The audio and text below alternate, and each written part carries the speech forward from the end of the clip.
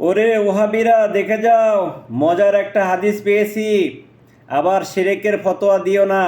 সহিহুল বুখারীর প্রথম খণ্ড হাদিস নাম্বার 5, আবদান রহমতুল্লি আলাই ও বিশর ইবনে মোহাম্মদ রহমতুল্লি আলাই ইবনে আব্বাস রাদিয়াল্লাহু আনহু থেকে বর্ণিত। তিনি বলেন, রাসূলুল্লাহ সাল্লাল্লাহু আলাইহি ওয়াসাল্লাম ছিলেন সর্বশ্রেষ্ঠ দাতা। রমজানে তিনি আরও বেশি দানশীল হতেন।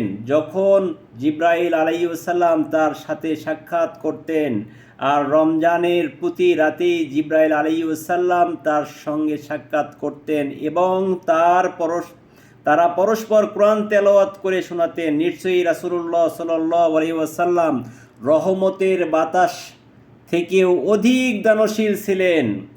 দেখো ওহাবিরা, আবার শিরকের ফতোয়া দিও না। তোমরা তো অনেকেই বলো নবীজির নাকি কোনো কিছুই ছিল না, খাদিজা রাদিয়াল্লাহু আনহার ওপর খাইতেন। এরকম ফতোয়া কিন্তু তোমাদের বড় হুজুরেরাও দিয়েছে।